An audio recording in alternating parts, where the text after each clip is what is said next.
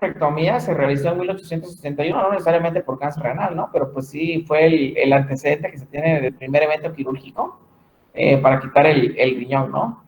Ya en 1869 se llevó a cabo la primera nefrectomía que fue planificada, secundaria a una fístula ureteral persistente. Entonces, pues como tenía la fístula, infecciones, sepsis, entonces se optó por realizar la nefrectomía, ¿no? Porque no se pudo corregir esa fístula del uréter, ¿no?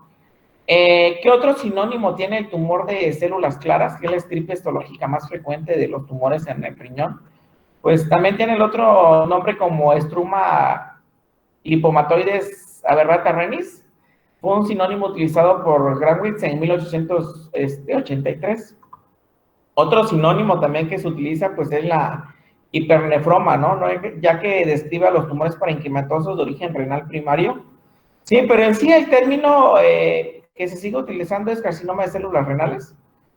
Sí, sigue siendo una enfermedad primordialmente quirúrgica, ya que todavía se le considera un paradigma en cuanto al tratamiento con quimio y radioterapia secundario, que existe una resistencia a estos manejos, ¿no? Y actualmente lo que se utiliza es la terapia de órgano blanco, que ahorita vamos a mencionar que es la terapia de órgano blanco, ¿no? Pero el tratamiento de elección, pues es hacerle la nefrectomía radical al paciente o a la paciente, o bien realizarle una nefrectomía citorreductora para disminuirle la carga renal del paciente, la carga tumoral, dependiendo si las condiciones clínicas del paciente lo permiten, ¿no? Sí, entonces existen varias clasificaciones de los tumores renales. Sí, tenemos la de Neming y Harvard de 1970, que los divide de acuerdo a dónde se encuentran localizados los tumores, ya sea en la cápsula renal, en el parénquima renal, ya sea maduro o inmaduro, los que se encuentran en la pelvis renal, pues que estos son los, sea de urotelio superior. Quistes, que son tumores benignos, tumores vasculares, como son los hemangiomas, amartomas y linfangiomas, tumores neurogénicos, como es el neuroblastoma, ¿sí? Tumores tisulares derivados del mesénquima, tumores sólidos pararrenales y los tumores secundarios, ¿no? O sea, los que son metastásicos. Existe otra clasificación de 1975, que es la clasificación de la Kay, ¿sí? Que lo va a dividir en tumores benignos y tumores malignos. De los tumores benignos, acuérdense que el más frecuente, doctores, va a ser los quistes renales. ¿Sale? De los tumores malignos, el más frecuente de la estripa histológica va a ser el tumor de células claras, doctores. ¿Sale? Entonces existe otra clasificación simplificada de los tumores renales, que es la clasificación de Glenn de 1980, que lo va a dividir en tumores benignos, dependiendo si se encuentra en la cápsula renal, en el parénquima renal, tumores vasculares, el oncocitoma verdadero, entre otros, ¿no? Tumores de la pelvis renal, que principalmente van a ser los tumores de urotelio superior, tumores parrenales, ya sean benignos o malignos, tumores embrionarios, el más característico es el tumor de Wilson o el nefroblastoma, los nefrocalcinomas y otros tumores benignos, ¿no? Ya sean primarios o secundarios. Los secundarios van a ser metastásicos. ¿Y cuál le creen que sea uno de los tumores que llegan al riñón por metástasis, doctores? De los secundarios. ¿De próstata? No, el linfoma y las leucemias van a ser metástasis a los riñones, doctores. Sí, la leucemia y los linfomas. Sale, entonces, aquí estamos hablando de los tumores en general, todavía no nos hemos metido a lo que es cáncer renal propiamente dicho, ¿no? Mientras estoy viendo aquí cómo va la descarga del video. Sí, pero pues el gol estándar para valorar estos tumores y estos pacientes, pues sigue siendo lo que es las imágenes de rayos X, ¿no? De ellos, la principal que se va a utilizar, pues va a ser la urografía, va a ser la tomografía computarizada, ¿no? Antes de que tuviera este auge, no sé si ya les comenté, pero mis maestros ahí de la raza, pues se metían y operaban a los pacientes con puro ultrasonido, ¿no? Y se encontraban unos grandes monstruos de tumor, ¿no? Tumores muy, muy, muy grandes, pero pues ni modo, no había otra forma más que entrarle así, ¿no? Dependiendo si las características, les vuelvo a repetir, del paciente lo permitía, ¿no? ¿Qué pasa con la urografía excretora? Va a tener una falta de sensibilidad y especificidad para detectar tumores en el parénquima renal. Sí, acuérdense que la urografía por tomografía computarizada sigue siendo el gold estándar, todavía no lo hemos visto, de los tumores de urotelio superior. ¿Sale? Pero una urografía excretora no nos va a permitir valorar los tumores del parénquima renal. Y realmente el carcinoma de células renales, pues el origen va a ser en la nefrona y pues la imagen va a estar presente en lo que es en el parénquima renal, ¿no? En cuanto a, desde el punto de vista de los ultrasonidos, se han descrito criterios ecográficos estrictos para los quistes simples, como lo son la pared lisa, la forma redonda o ovalada, sin ecos internos, y la transmisión a través de su sombra acústica fuertes por detrás. Bueno, aquí estamos hablando de lo que son tumoraciones benignas, ¿no? Sí, es muy, muy difícil decir si es una tumoración benigna o maligna por un ultrasonido, ¿no? Lo ideal es echarle contraste y el estudio de elección en la tomografía.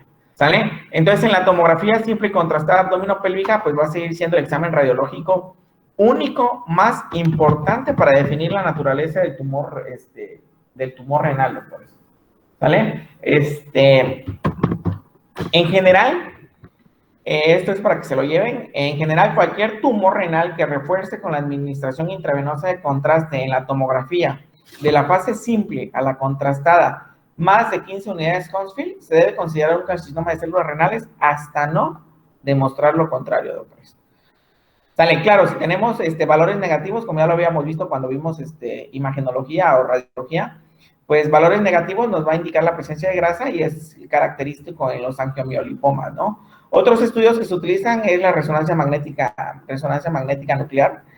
¿Cuál es la diferencia de esto? Pues que nos va a permitir valorar mejor lo que son las estructuras vasculares, la resonancia magnética nuclear.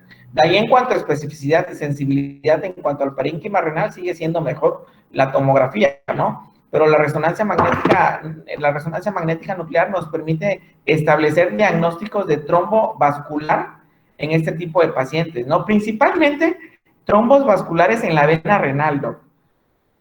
¿Sí? ¿Por qué? Porque en la vena cava inferior la sensibilidad y la especificidad va a ser casi igual, tanto el de la resonancia como el de la tomografía, pero sí va a ser la diferencia en la vena renal principalmente, ¿no? Entonces, si tenemos duda de estos estudios, tanto de la tomografía como de la resonancia, pues se le puede realizar un venograma renal, ¿no? Pensando en una presencia de un trombo a este nivel. Lo que es la biopsia o aspiración con aguja fina, la biopsia renal, acuérdense, doctores, que está indicado en qué patologías, doctores. ¿En qué patologías está indicado realizar una biopsia renal?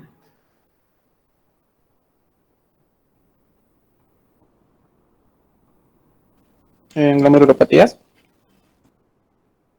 En las glomerulopatías primarias, doctores, ¿sí? En las glomerulopatías primarias, principalmente si dudamos, ¿no? Que sea la enfermedad por cambios mínimos que se presenta en la población pediátrica, o bien si tenemos una sospecha y después de esa sospecha vemos que después de 4 o 6 semanas no hay mejoría, pues hay que realizarle una biopsia, ¿no? Para ver cuál es el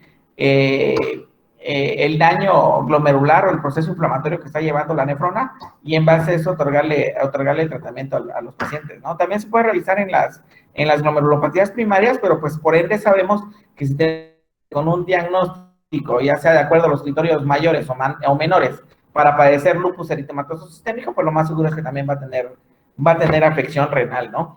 Entonces, esto ya lo vimos, doctores, la clasificación de Bosniak, que es una clasificación tomográfica para valorar tumores del tipo quiste, que nos va a dar parámetros para el seguimiento y el tratamiento de estos pacientes dependiendo las características que tengan estos quistes, ¿no?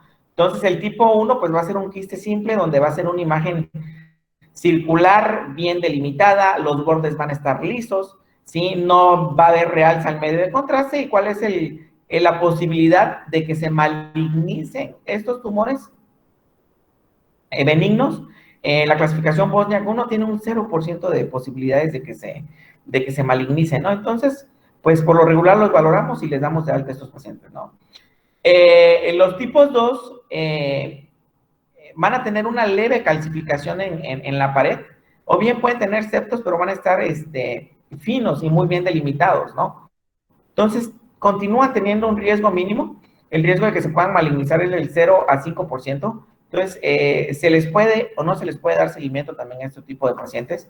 Sí, pero en la 2F vamos a tener pacientes que van a tener características tanto del tipo 2 como del tipo 3, ¿sí? Entonces, el riesgo de malignización también es de 0 a 5%, pero aquí sí se les tiene que dar seguimiento. ¿Por qué? Porque tienen características del tipo 3 estos pacientitos, ¿no? Entonces, el tipo 3, la clasificación de Bosner tipo 3, vamos a encontrar ya los bordes van a estar más gruesos, van a estar más irregulares, los septos igual van a estar gruesos, pueden haber, aparte de los septos, calcificaciones dentro de los quistes. Aún no hay realce al medio de contraste, pero ¿cuál es el detalle de este tipo 3, doctores? El grado de que se malignice es hasta de un 50%, ¿no? Y el grado 4, que pues realmente va a tener todas las características del tipo 3, pero sí va a haber un realce a la aplicación de contraste, ¿no? El tratamiento va a ser quirúrgico, doctor. Aguanten un segundito.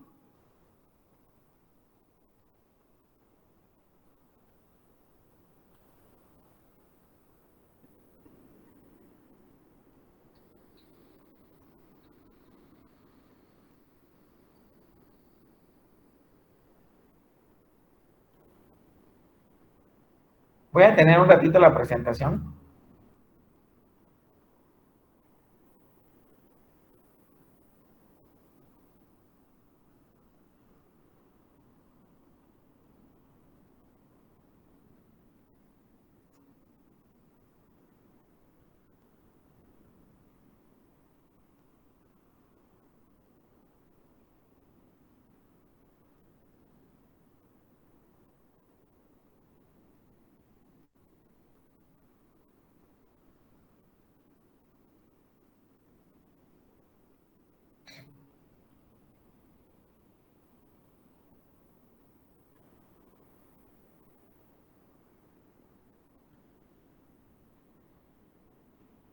Perdón, doctores, es que estoy descargando el video de la tomografía para que lo veamos cuando lleguemos ahí.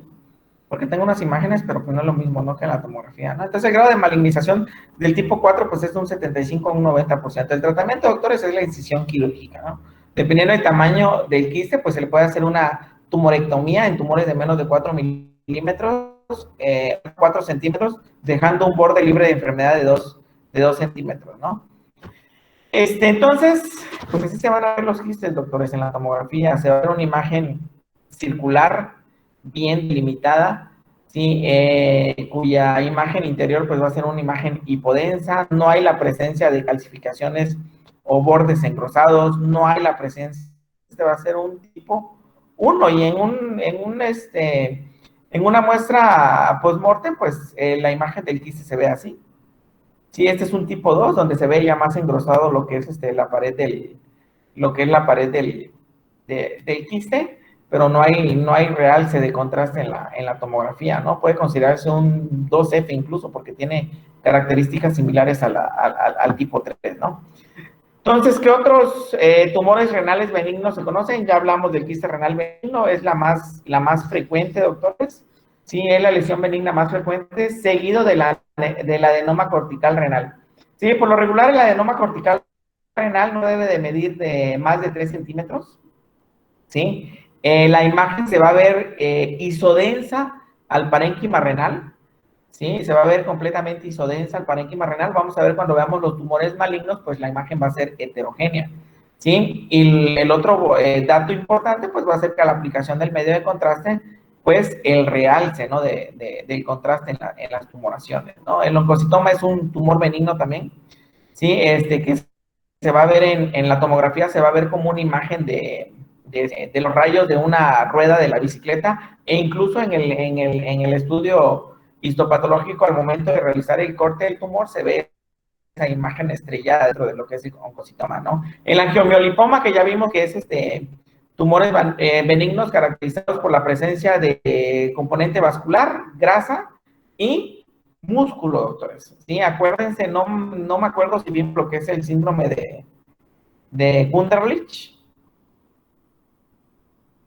¿Sí saben qué es el síndrome de Wunderlich? ¿Lo vieron ahí cuando presentaron ustedes tumores renales, doctores?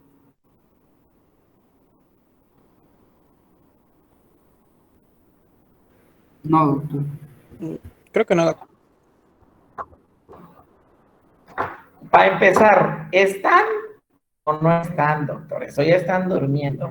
Sí, doctor, aquí estamos. Porque no, Aquí. no contestan, Aquí estamos, no contestan, tienen sus cámaras apagadas. No quieran conocer al doctor Farrera enojado, doctores. No quieran conocer al doctor Farrera enojado. ¿Sale? Entonces, pero pues la paciencia también tiene un límite, doctores. Vamos a ver cómo va la descarga. Ahí vamos.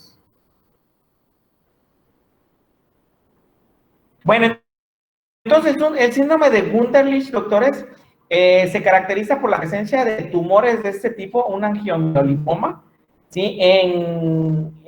Se va a presentar principalmente en mujeres que están embarazadas, que al momento de llegar ya a lo que es al término del embarazo, pues entran en trabajo de parto, y el detalle de estas tumoraciones es que por las presiones que van a haber intraabdominalmente, estos tumores se pueden romper y pues pueden producir una hemorragia masiva e incluso la muerte del paciente, ¿no? A eso se le llama síndrome de Wunderlich, que es la ruptura espontánea de un angiomiolipoma ya al término de lo que es de un embarazo, ¿no? Secundario a los aumentos de presión que existe, Wunderlich. Sale, entonces ya hablando específicamente de carcinoma de células renales, doctores, va a ser una lesión sólida que va a ser más frecuente en el riñón y va a representar el 90% de todos los tumores renales malignos. ¿Salen? Va a englobar diferentes tipos de cánceres renales con características histopatológicas y genéticas específicas.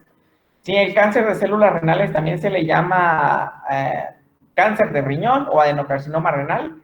Es una enfermedad en la que se encuentran células malignas o cancerosas que se originan en el revestimiento de los túbulos del riñón, en la corteza, ¿no? O sea, vienen desde la unidad funcional del riñón, desde la nefrona. Creo que ya se descargó esto. Bueno, ¿con qué otros sinónimos, aparte de lo que ya comentamos, se le conoce a estos tumores, doctores? Ya lo vieron ustedes, ¿eh? ¿Por qué se le llama tumor del radiólogo o por qué se le llama tumor del internista, doctores?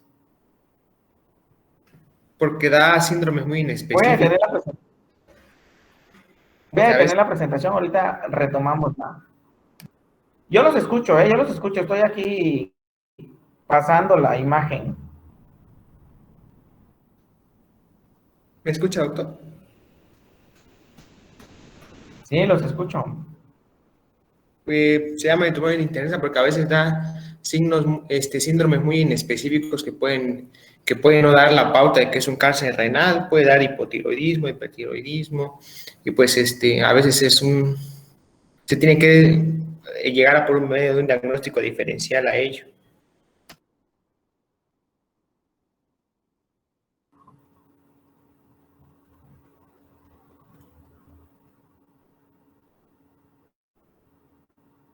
¿Cuál es la triada clínica de los tumores renales, doctores?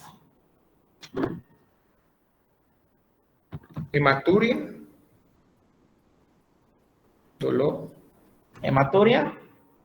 Dolor, hematuria y masa palpable. Eso, más esos tres, ¿no? Pero esos síntomas, ¿qué me indican, doctores? Sí, ya sé que tiene un tumor. Sí, pero ¿qué me indican esos síntomas? Hematuria, dolor Y masa palpable. y masa palpable. ¿Qué me indican? Creo que indica el Pues que es pronóstico, doctor. probablemente que sea un tumor, y ese tumor ya está en estadios avanzados, doctores. Sí, acuérdense de la fisiopatología, ¿por qué duele el riñón? Por la distensión de la cápsula renal, ¿sí? Y se puede distender por aumento del tamaño del riñón, secundario a procesos inflamatorios, secundarios a hidronefrosis o dilatación, y también a tumores renales. ¿Sale? Entonces, esa triada me indica a mí ¿sí? Que probablemente si tiene un tumor, ese tumor está muy avanzado. Ya.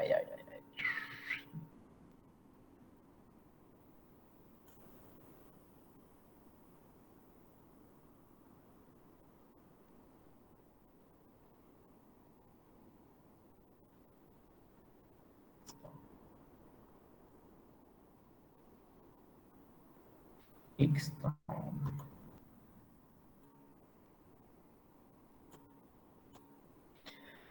Bueno, entonces, tumor del radiólogo, ¿por qué?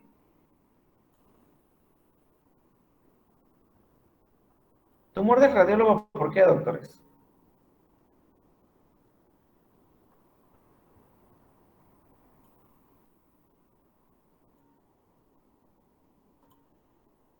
Tumor del radiólogo, ¿por qué? Podría ser por sus características Es muy radiológicas. difícil establecer un diagnóstico de este tipo de pacientes. Es muy difícil establecer el diagnóstico en este tipo de pacientes en estadios tempranos. Sí, pero por lo regular, los tumores son más frecuentes en el riñón derecho, sí, al igual que los tumores en el testículo, son más frecuentes en el riñón, en el testículo derecho, ¿sí? Y acuérdense que a veces los pacientes llegan y van con el radiólogo porque pues piensan que tienen un problema vesicular, tienen un problema de un posible cálculo en vía biliar o en la vesícula biliar y les hacen un ultrasonido. Y acuérdense la relación anatómica que existe entre el hígado, la vesícula biliar y el riñón. Entonces, por lo regular, siempre que hacen el rastreo hepático, por lo regular siempre se revisa lo que es el riñón. ¿Sí? Y entonces ahí se puede hacer un diagnóstico en estadios tempranos de este tipo de lesiones, ¿no? ¿Sí? Y por eso se le llama tumor del radiólogo. ¿Sí? O tumor del internista, ¿por qué? Sí, porque se presenta con un sinnúmero de signos y síntomas, o más bien dicho, con un sinnúmero de síndromes, ¿no? Y a estos síndromes se les van a llamar síndromes paraneoplásicos. Y estos síndromes paraneoplásicos, pues también me indican que es una enfermedad avanzada, ¿no? Y entonces por eso se le llama tumor del internista, doctores. ¿No lo vieron eso en clases? Bueno, continuemos, pues. No, doc. Continuemos. Bueno, por lo regular el cáncer que comienza en los uréteres, estaríamos hablando de otro tipo de cánceres que lo vamos a ver más adelante cuando hablemos del CA de uretero alto, que previamente se llamaba CA de células transicionales, ¿no? Epidemiológicamente, este tipo de tumores van a representar del 2 al 3% de todos los tumores malignos en el adulto. Es el más letal de los tumores desde el punto de vista urológico, incluso más que los del CA de urotelio o los del CA de vejiga o CA de células transicionales. Sí, aproximadamente más del 40% de los pacientes con CA renal fallecía por esta enfermedad antes, ¿no? Es más frecuente en hombres en una relación 3-2. Sí, la influencia racial es más frecuente en negros afroamericanos que en la raza caucásica. Sí, perdón, creo que tengo un error acá.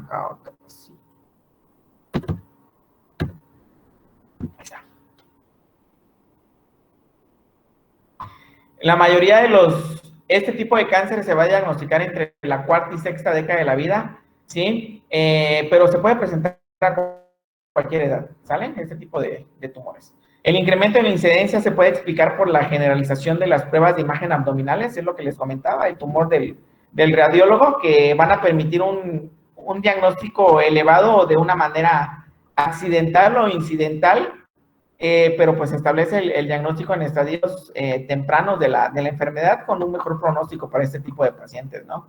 ¿De qué va a depender el pronóstico de estos pacientes, doctores?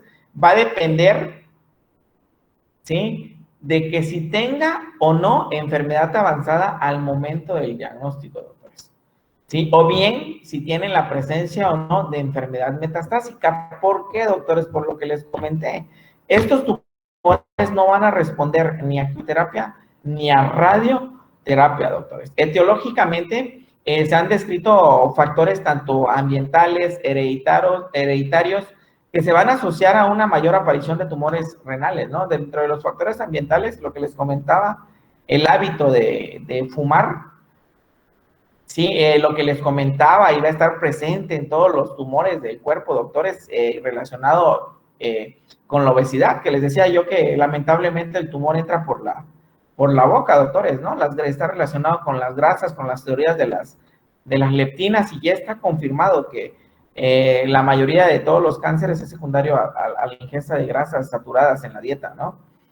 También está asociado con pacientes con hipertensión arterial, dependiendo del trabajo ocupacional y el contacto con ciertos factores cancerogénicos, el uso de analgésicos, la fenacetina principalmente, y pues lo que les comentaba, ¿no? Lo de la dieta y la ingesta de las grasas, ¿no? Dentro de los factores hereditarios, el 4% de todos los tumores renales se va a asociar con síndromes hereditarios. ¿Cuál es el síndrome principal que se asocia con estos tumores, doctores? Montserrat. Bueno, tú estás participativa en el chat, Montse. Tú estás participativa en el chat. Ay, mira, pues von Hippel-Lindau. Ahora te lo voy a poner, así como andas muy contestona, ¿cuál es el otro síndrome? A ver, estoy esperando que se ponga aquí la lucecita en verde, de que me indica que Monse ya contestó. ¿Cuál es el otro síndrome, doctores? Ahí está. Birt-Hopf-Dubé, perfecto. ¿Y con qué tumor se asocia el von Hippel-Lindau, Monse? ¿Por qué no hablas? ¿Le comieron la lengua a los ratones? Pero bueno, continuemos, pues. Continuemos, porque ya vi quién va a sacar 10 en su examen de urología en este semestre. Bueno, la mayoría de los tumores renales son carcinomas de células renales que se van a relacionar con alguna mutación en el gen que nos van a originar el síndrome de von Hippel-Lindau. Sí, que han sido descritas mutaciones en otras formas histológicas, aunque se presentan con mayor frecuencia, como en el síndrome de Birt-Hopf-Dubé.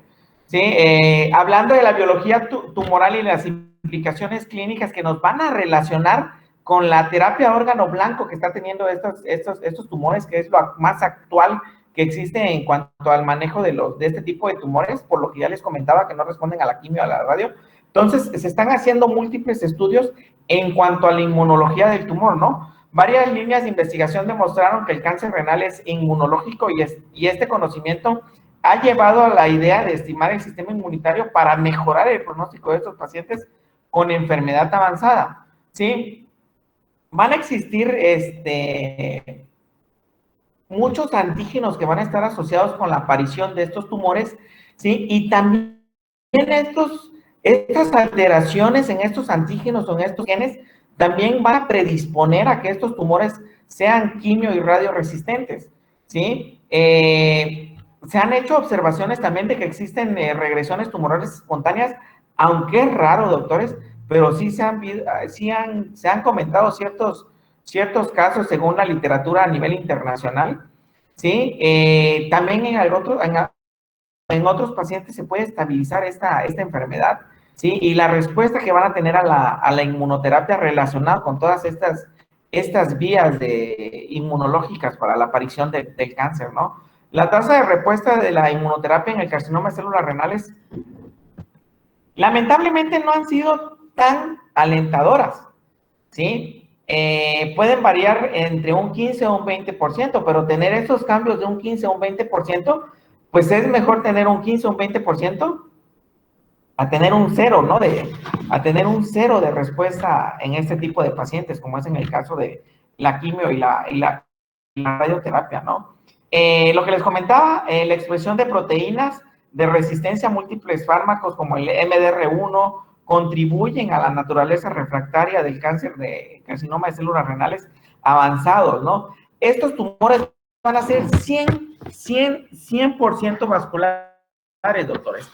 Sí, está relacionado con lo que es los factores de crecimiento del endotelio vascular, sí, que nos van a indicar que estos tumores están muy vascularizados, por eso hay realza al medio de contraste. Hay muchos vasos de neoformación peritumoral, ¿sí? Entonces, todo esto también nos sirve ante una posible terapia que se le pueda dar al paciente, ¿no? Son las nuevas terapias a órgano blanco que les había yo comentado, como es la terapia inmunológica, la terapia vascular, el manejo con interleucinas, ¿sí? Entonces, también aquí regresamos a lo de las biopsias renales, ¿no? ¿Cuál va a ser el riesgo si yo le realizo una biopsia a un tumor renal, de acuerdo a lo que ya les he comentado, doctores? ¿Qué puede ser un riesgo?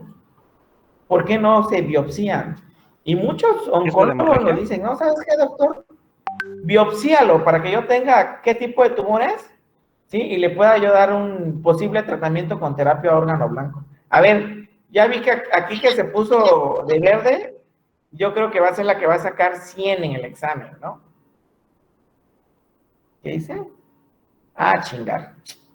Ya se puso a hablar de su abuelita, esta Monse. Entonces, ¿por qué no se biopsian, doctores? Por ahí vi que alguien había activado su... Porque quizás ¿Riesgo de pueda hemorragia? presentar metástasis. No te escucho, Betty. A ver, Néstor.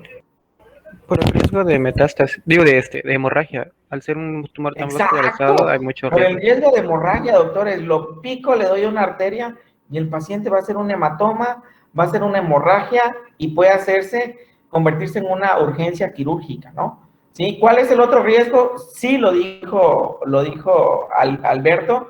También el riesgo no de metástasis, se llama cimbra tumoral. Al momento de que yo introduzco la aguja, la punta de esa aguja va a quedar con células tumorales. Al momento de ir extrayendo la aguja, puede quedar siembra tumoral en el trayecto donde pasó la aguja, doctor. ¿Sale? Hablando ya de la anatomía patológica de los tumores renales, doctores, estos tumores por lo regular van a ser redondos, van a ser ovales, van a estar circunscritos por una pseudocápsula de parénquima comprimido, ¿sí? Que hasta cierto punto delimitan al riñón en estadios avanzados, no así en estadios tempranos, ¿no? ¿Sí? Y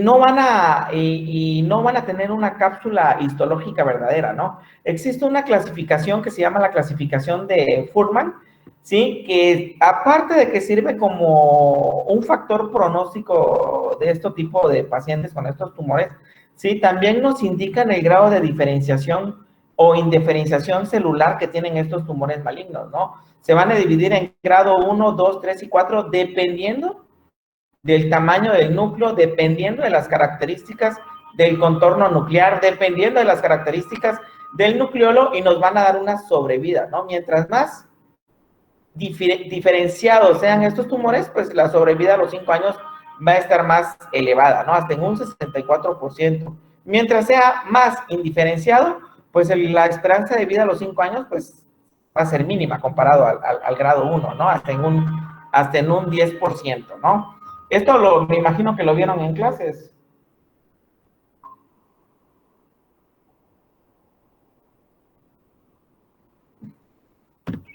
No recuerdo. Vamos a chiviar al Juan José. Sí, Juan José Tomás, ¿no? Tomás Ochoa, dice. Jefa Ochoa, del Instituto Mexicano del Seguro Social. Hola, doctor. Buenos días. A él le encargo su voto por la planilla blanca. No, Juan José, dile, voy a votar por la planilla azul. Se va a enojar, Doc. Nah, entonces no le digas nada. Bueno, ya continuando con otro parámetro que nos va a servir como factor pronóstico en la evolución de este tipo de pacientes, al igual que la clasificación de Fuhrman, pues es la clasificación histológica de este tipo de tumores. Ok, vamos a eliminar esto. A ver, Carlos, ¿cuál es la principal estirpe histológica de los carcinomas de células renales?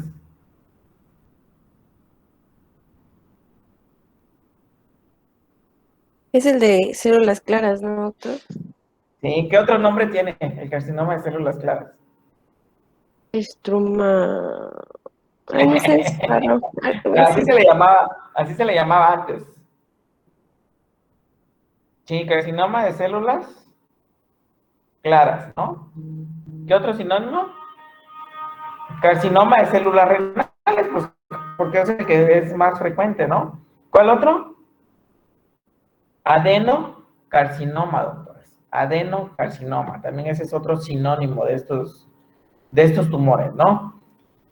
Entonces, ese va a ser el más frecuente. También otro nombre también es el CA de células convencionales, también se le llama CA de células convencionales.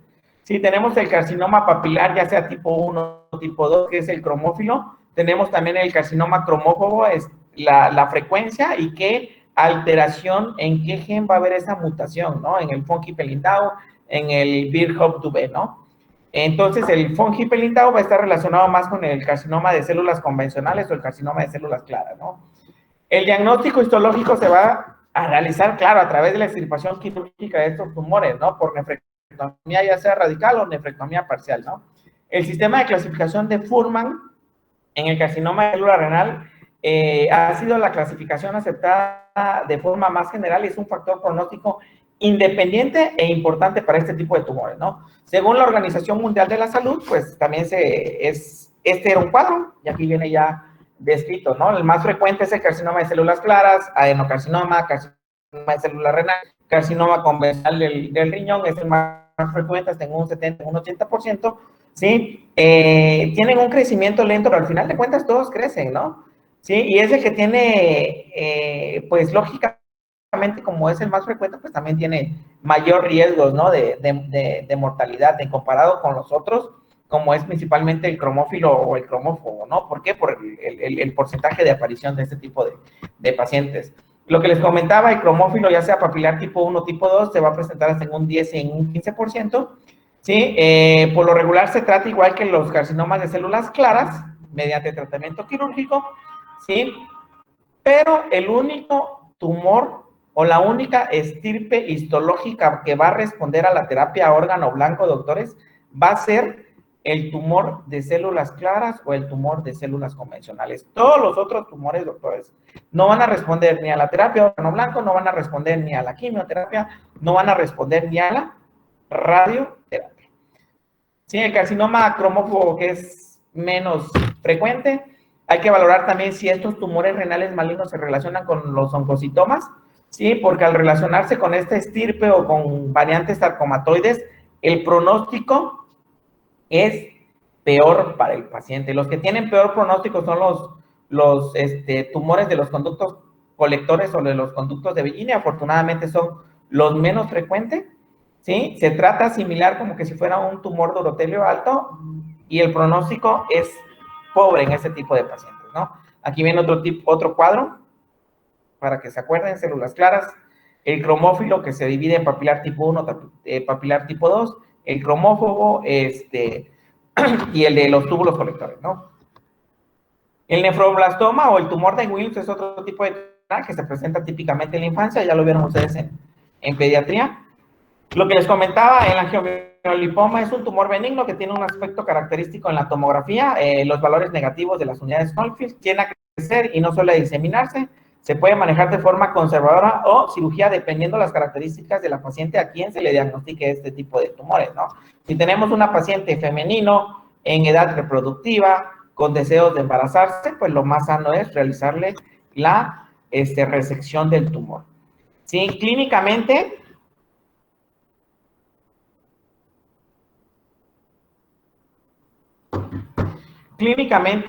se va a asociar con una gran variedad de signos y síntomas, pero pues ya cuando tengamos a un paciente en enfermedad avanzada, ¿no? El diagnóstico pues es difícil, ¿no? Porque se nos va a presentar con muchos síntomas y pues no vamos a saber cuál es el origen que está ocasionando este síndrome, ¿no? Muchos pacientes no van a experimentar síntoma alguno hasta que la enfermedad se haya extendido a otros órganos, ¿sí?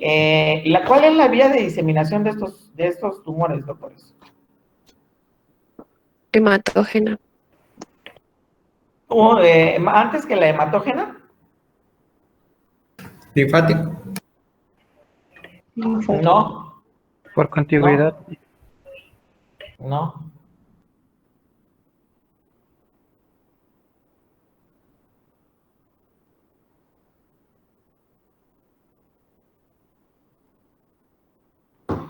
Por continuidad, doctores, por continuidad.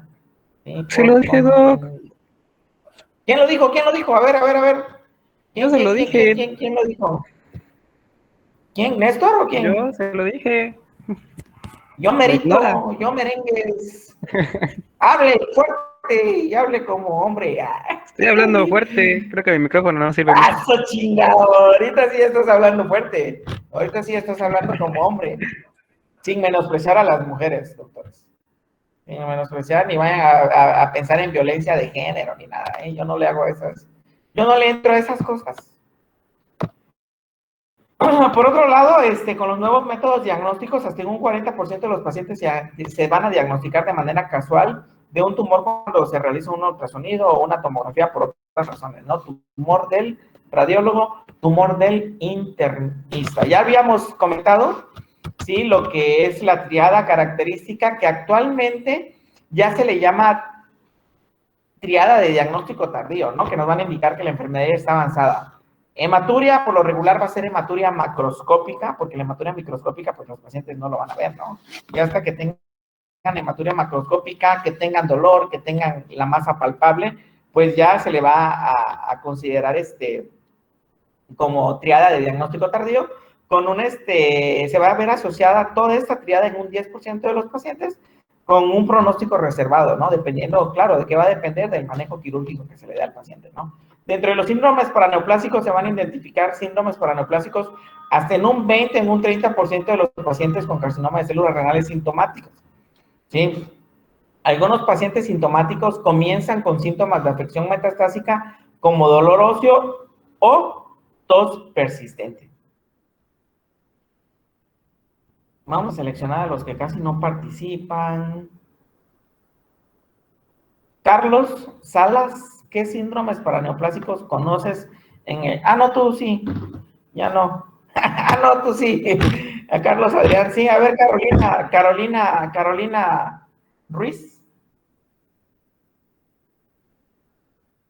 ¿Qué síndromes paraneoplásicos conoces en este tipo de tumores? Son varios, dime uno nada más. Para empezar, ¿estás o no estás? Manifiéstate. Sí, aquí estoy, Doc. Perfecto, entonces sí estás. ¿Qué síndrome paraneoplásico?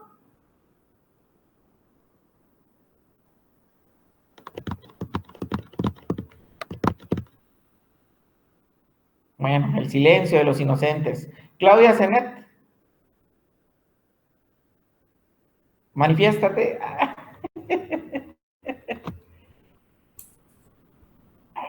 Sí, aquí estoy. Eso, ¿qué síndrome paraneoplásico conoces, doctora? Eritrocitosis, no. No te escucho, doctora. A ver, aguántenme. Luego la bocina de esto no Eritrocitosis. funciona.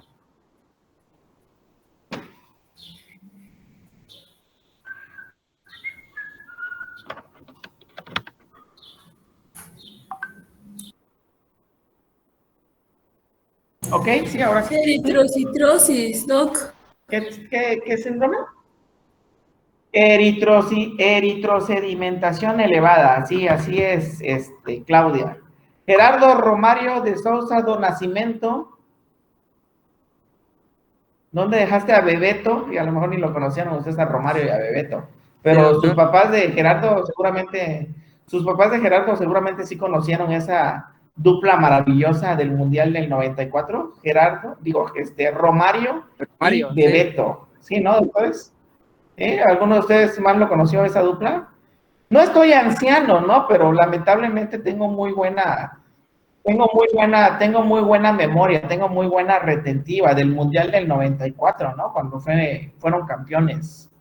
Cuando estaba la zurda maravillosa, cuando estuvo la zurda maravillosa de Roberto Carlos, ¿no? Ronaldo. Ya ustedes son de más de por aquí, ¿no? Del impresionante y de esas cosas, ¿no? Pero de los demás así como esa dupla maravillosa, no tanto, ¿no? Capaz que ni se acuerdan del impresionante Luis Roberto Alves Sagui, mejor conocido como el hijo del lobo solitario. Es letal, ¿no? ¿Es neta? No escucharon del impresionante. No, manches, que se los vaya a creer alguien más, doctores. Bueno, entonces, Gerardo. El Gerardo, ¿qué otro impresionante, síndrome conoces? sí era famoso con los urólogos, ¿no, doc? Hipercalcemia, doctor. ¿A poco nunca lo vieron al impresionante ustedes? No lo puedo creer. Si fue causa, no manches, si fue en el 2000, en el Mundial del 2018. Fue motivo de que rompiera, fue motivo de divorcio de este canijo del Sague con su esposa, ¿cómo se llama? La de Televisa, la de Noticias. Ay, ¿cómo se llama esta canija? Paola Rojas. Acuérdense, doctores, que van a ser médicos. Yo ya sé que tienen que salir chingones sabiendo de medicina, pero se tienen que enterar de todo lo demás que pasa en el mundo, doctores. La vida no es solo medicina, ¿sí? Bueno, entonces, Bebeto, ¿cuál es qué otro síndrome paraneoplásico conoces? Hipercalcemia, tal vez, doctor. Exacto, no es tal vez hipercalcemia, claro, Gerardo. Sí, no tal vez. Guadalupe del Carmen. ¿Qué otro síndrome paraneoplásico? Es muy raro, a menos de que se infecte, ¿no? A menos de que se infecte el tumor, pues sí puede haber fiebre, claro que sí. Yomara, ¿qué otro síndrome? Ya después de que teclearon ahí en su internet, síndromes paraneoplásicos en tumores renales. ¿Sí? ¿Les vino en el examen del día de hoy? ¿Les vino en el examen el día de hoy, doctores? No. Pues, ¿qué tipo de examen hicieron, doctores? ¿Qué tipo de examen hicieron, doctores? Como dijera mi conejita, en fin, mejor ya continuemos porque... Sale, entonces, síndromes paraneoplásicos más frecuentes, doctores. Eritrosedimentación elevada, 55.6%, doctores. Hipertensión. ¿Por qué hay hipertensión en los pacientes con estos tumores, doctores? Porque generalmente tienen entendido que algunos se forman en parte de las células extraglomerares y hay una hipersecreción de lo que es renina y angiotensina, entonces esto genera hipertensión. Fíjate que esa fisiopatología puede ser, ¿sí? Esa fisiopatología puede ser, pero hay otra más sencilla, más simple. Yo tengo una que... Ya te fuiste por qué llora la mitocondria. A ver, Alejandra. Por compresión de la arteria renal. Exacto, esa es la más común, por compresión de la arteria. Bueno, y vamos a ver si eres chingona, pues, Isabel. ¿Y cómo se le llama esa hipertensión?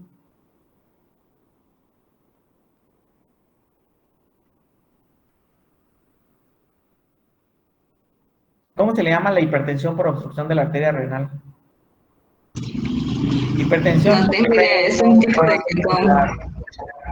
Hipertensión renovascular. Bueno, seguido por anemia, síndrome anémico, caquexia, pérdida de peso, fiebre, función hepática anormal. Aguas, doctores. Vamos a tener alteraciones en la función hepática, pero eso no nos indica que haya metástasis al hígado.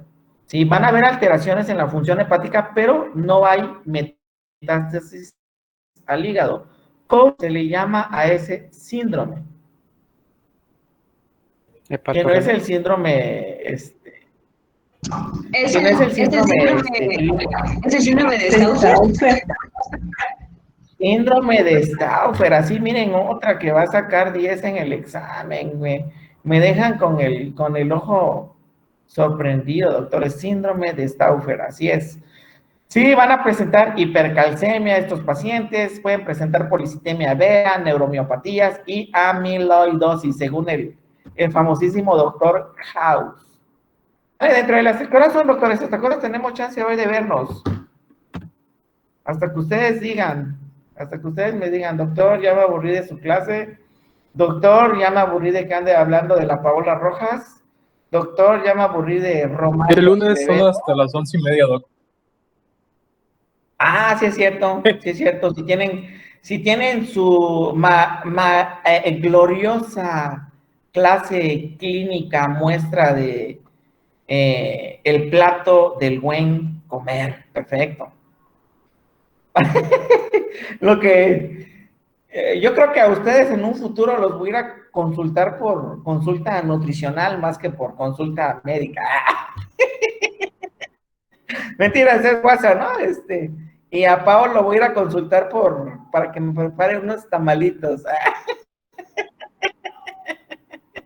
Bueno, ahí me recuerdan, ¿no? Cuando sean 5 minutos para las 11:30, o sea, las 11:25, doctores.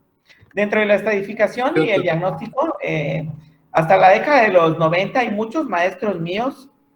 El maestro Arbizu, que en paz descanse, a lo mejor lo conocían ustedes de vista, al maestro Boquita de Firulais.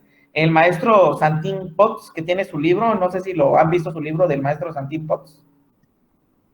Esa era nuestra Que bibliografía. lo llevan ahí, que lo llevan como referencia bibliográfica. Ellos estaban más relacionados o tenían mayor conocimiento de esta clasificación, que es la clasificación de Robson, que es una clasificación del sistema de Flox-Kadesky, ¿sí? Que lo dividían en estadios 1, 2, 3 y 4, dependiendo la afección que tenía este tumor. Cuando estaba subcapsular se le consideraba un estadio 1, ¿sí? Cuando el tumor salía fuera de la cápsula renal, pero estaba contenida por la fascia de Gerota, o sea, estaba en la grasa perirrenal, se le consideraba estadio 2, ¿sí? Cuando ya tenía la presencia de un trombo vascular, ya sea en la vena renal o en la vena cava, o ya bien la presencia de ganglios, pues se le consideraba estadio 3. De hecho, los pacientes que tienen METS vascular, pues probablemente también van a tener metástasis ganglionares, va relacionado, ¿no? En comparación a los pacientes que no tienen METS vascular, lo más seguro es que no va a tener METS ganglionar. Sí, el estadio 4, pues cuando ya había metástasis a otros órganos, ¿no? Por contigüedad, ¿a qué órgano creen que está afectando aquí en el estadio 4? ¿Colon? Colon, exacto. Pero el estadio, perdón, la clasificación para el estadiaje que más se utiliza en la actualidad a partir del 2002, no solo para los tumores renales, sino para todos los tumores en el cuerpo, pues es el TNM, ¿no? Que nos va a permitir valorar las características del tumor, ganglio y metástasis, ¿no? Entonces, el tumor, el estadio T nos va a valorar lo que es el tamaño de estos tumores, ¿no? Acuérdense, lo lleven de memoria, TX no se puede establecer la presencia o no de un tumor. T0 es, no hay evidencia de un tumor primario, ¿no? Eso es así en todos los tumores, ¿no?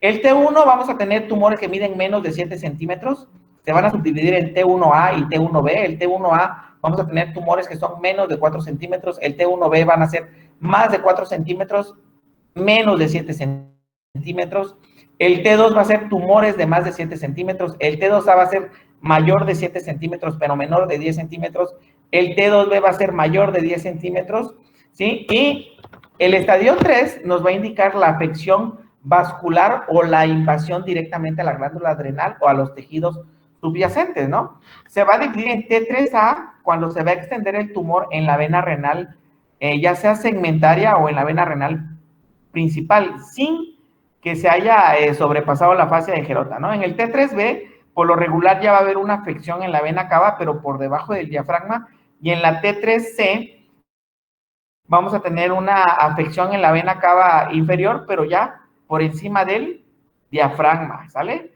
O bien puede estar invadiendo la pared de la vena cava, ¿no? El N, pues, igual, X no puede ser establecido, 0 no hay evidencia de ganglios, el N1 hay metástasis a nodo linfático o a ganglio linfático regional único, el N2 va a haber en más de un ganglio linfático, y el M pues se divide en M0 sin metástasis y M1 con metástasis a distancia, y se puede hacer este estadiaje de acuerdo al TNM, doctores. De acuerdo a este estadiaje, pues nosotros podemos decir el pronóstico de este tipo de pacientes, ¿no? Tomado de la mano de lo que es la estirpe histológica, tomado de la mano de lo que es la clasificación de Fuhrman, doctores. Sí, entonces los factores que van a influir en el pronóstico, lo que ya les comentaba, factores anatómicos, tamaño del tumor, invasión venosa, invasión capsular, afección a la glándula suprarrenal, metástasis ganglionares a distancia, Sí, se van a agrupar principalmente ¿en qué? En el TNM, ¿no? Los factores histológicos dependiendo el grado de Fuhrmann, dependiendo del subtipo de carcinoma de células renales, si tiene la variante sarcomatoide, si hay invasión microvascular, si hay necrosis tumoral, todo esto van a ser factores histológicos y los factores clínicos, ¿no? ¿Cómo se encuentra clínicamente el paciente para poder ser sometido a un procedimiento quirúrgico con fines de curación o bien con fines de citorreducción? También van a haber factores moleculares que van a estar relacionados con el pronóstico de los pacientes, pero por lo regular casi no se utiliza esto por el costo, ¿no? Pero teniendo ya los factores anatómicos, histológicos y clínicos, ya vamos a ver más o menos cómo le va a ir al paciente, ¿no? También existe una estadificación radiológica, ¿sí? Lo que les comentaba, el gol estándar es una tomografía simple contrastada abdominopélvica y una tele de tórax. La tele de tórax nos sirve para valorar metástasis pulmonar.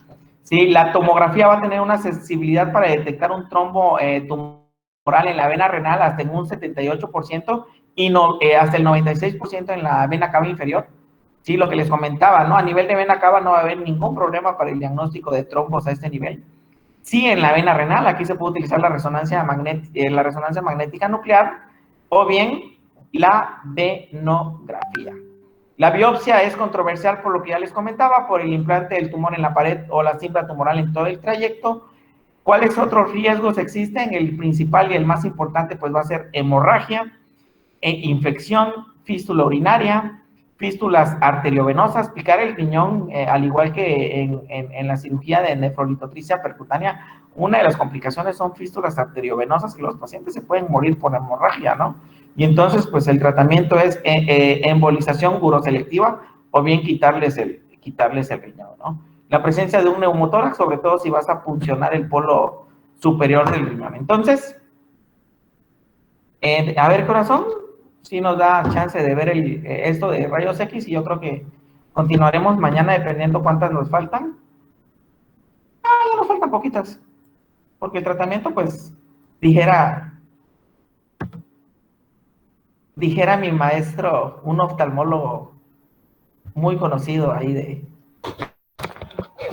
mi maestro y muy, muy, muy buena persona, se han escuchado rumores de él, que no sé si es cierto, pero dijera en sus clases de oftalmología, no sé si les habrá dado a ustedes. ¿Qué vamos a ver hoy? Catarata. ¿Y qué les decía? El siguiente punto. ¿Qué es la catarata? ¿Qué es la catarata, doctores? Una opacidad en el cristalino. Exacto, Juan Carlos. A ti te dio clases mi maestro, mi mentor y mi amigo. ¿Sí? ¿Y cuál es y decía, ¿y cuál es el tratamiento?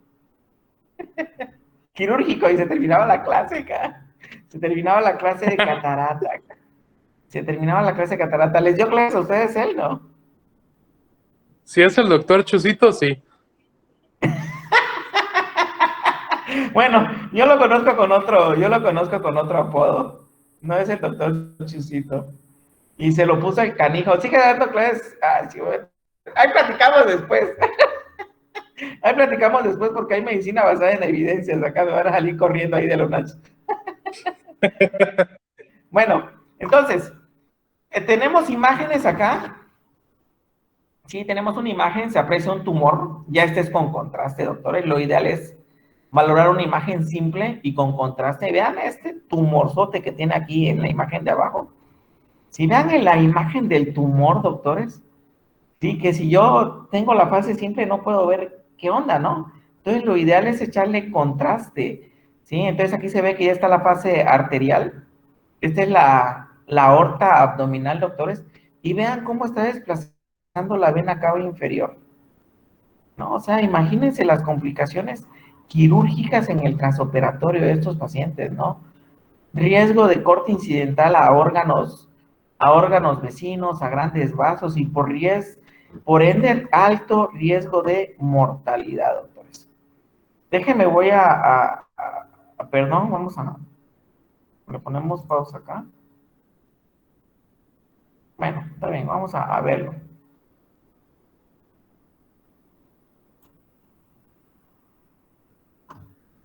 Esta es una tomografía, vamos a empezar con la tomografía simple.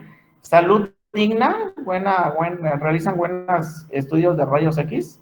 Estoy haciendo propaganda sin que sea yo socio de esta institución, pero sí hacen buenos estudios, ¿eh?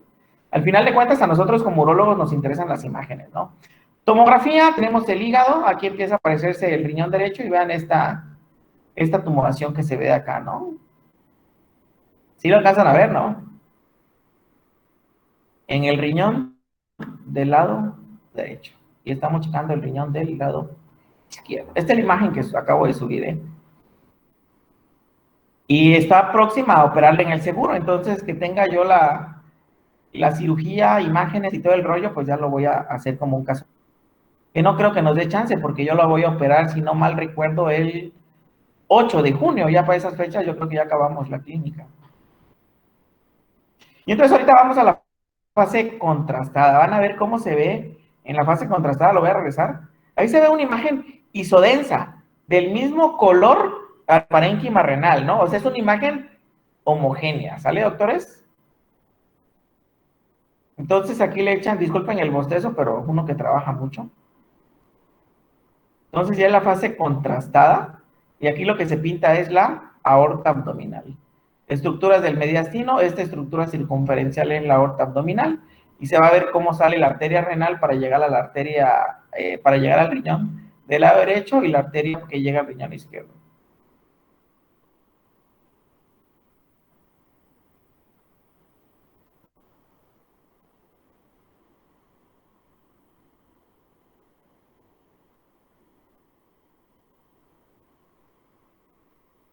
Esta bola es la vena cava y la vena renal. Vena cava, vena renal.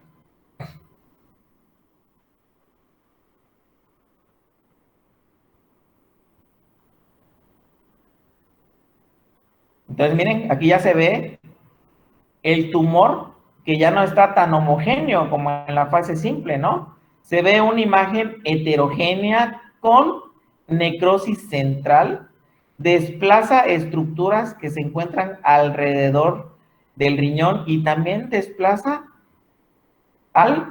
estructuras de los sistemas colectores, doctores. Esas son las características tomográficas de un tumor renal. Necrosis central, ¿sí? Bordes irregulares, las estructuras circundantes o al sistema colector y realce al medio de contraste. ¿Sale? Entonces aquí vamos a ver ya lo que es la fase venosa para valorar la presencia de un trombo en la vena renal.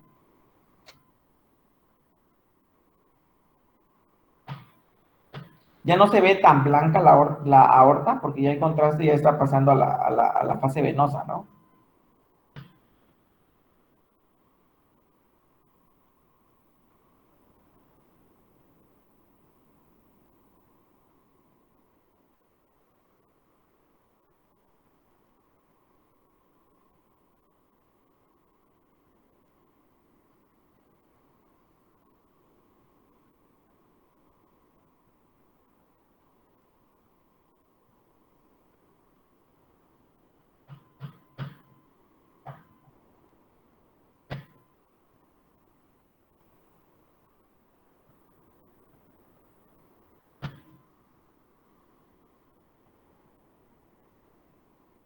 Y ahora vamos a ver un corte coronal. A ver.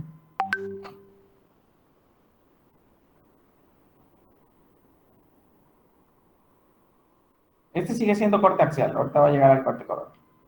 Esta ya es la fase de eliminación, esta es la fase de eliminación, por si no lo habían visto, la fase de eliminación, ya el contraste, doctores, ya está prácticamente en el sistema colector y en el uréter, ¿no? Ya con la orina, ahorita van a ver cómo se pone más blanco, más hiperdenso, pues.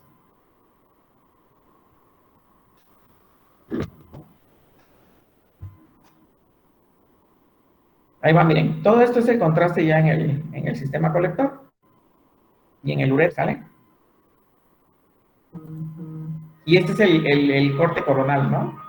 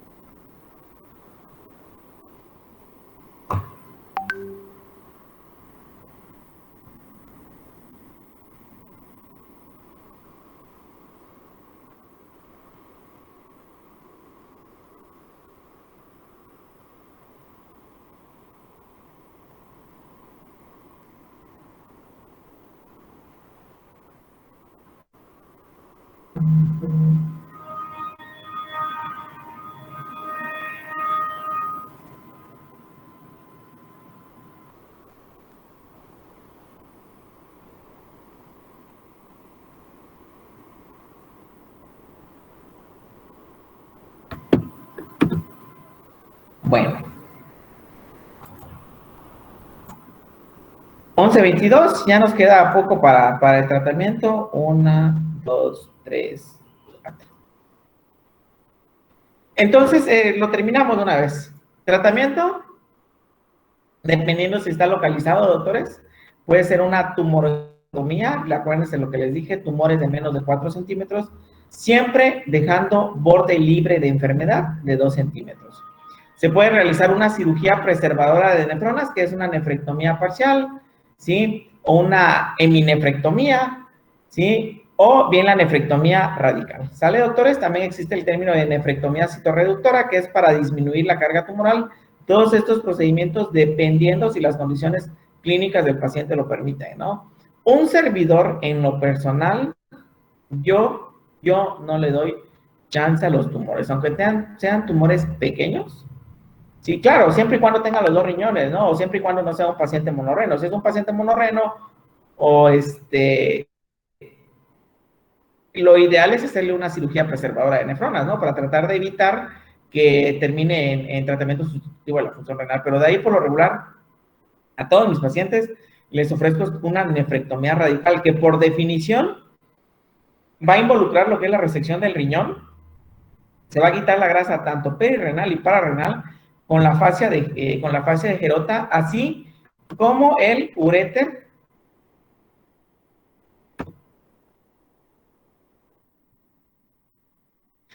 en su tercio superior, y la glándula adrenal ipsilateral, ¿no? La disección ganglionar va en relación a la invasión vascular, lo que ya os había comentado. Si no hay invasión vascular, lo más seguro es que no va a haber afección ganglionar y no hay que hacerle disección. Si hay afección vascular, lo más seguro es que sí hay afección ganglionar y hay que realizarle la disección ganglionar. Sí, los carcinomas de células renales se diseminan por contigüidad o por vía hematógena, venosa principalmente. Y la afección de la vena cava inferior, pues también nos permite valorar el plan que le vamos a dar a los pacientes.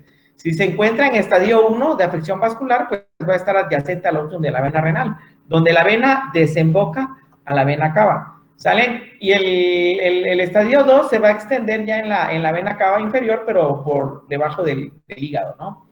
En la grado 3 vamos a tener ya afección vascular intrahepática, pero por debajo del diafragma. Y en la grado 4 ya vamos a tener metástasis de un trombo por arriba del diafragma. ¿Sí? ¿Cuáles se pueden manejar en estos hospitales de segundo nivel si se tiene el equipo vascular, más que nada, ¿no? Las pinzas, sutura vascular para poder manipular la vena cava, pues el grado 1 y el grado 2. El grado 3 y el grado 4, como ya los trombos están más superiormente, entonces lo más sano es colocarle ciertos filtros para evitar que estos trombos hagan metástasis a pulmón, ¿no? ¿Sale? Cuando tenemos un carcinoma de células renales metastásicos, sí, los tumores metastásicos, acuérdense lo que les había yo comentado en toda la clase, no van a responder a quimio, no van a responder a radio.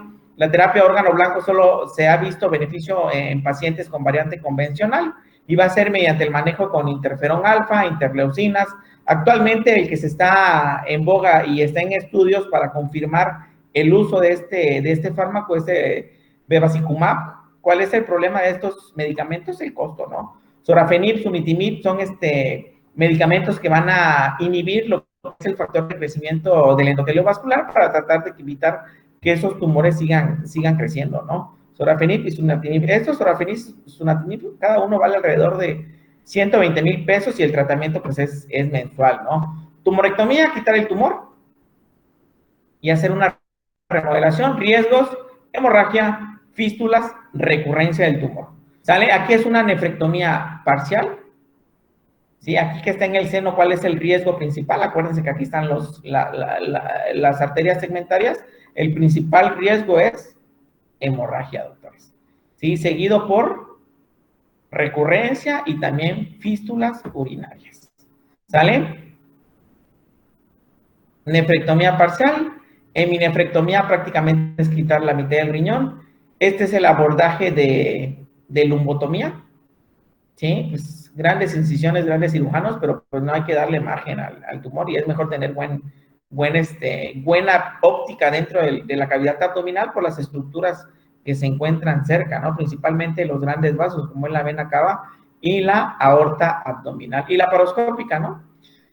Es un poquito, les va mejor a los pacientes con la laparoscopía, hay que valorar lo que es el tamaño del tumor, tumores de menos de 10 centímetros, o sea, en estadios, hasta en estadios de 2A, se puede realizar laparoscopía, ¿sí? Tumores que miden más de 2 centímetros, T2B, principalmente el tratamiento es mejor abierto, ¿no? Porque después para sacar la pieza, de todos modos se le tiene que hacer una incisión para sacar la pieza, que es como que si le estuviera yo haciendo una incisión de cirugía abierta. ¿Dudas? ¿Preguntas? ¿Hasta ahí? ¿Doctores? No, doctor. Todo bien, doctor. Chicles, cacahuates, palomitas, nuegaditos. Espérenme, voy a tener No, la doctor, grabación. todo bien.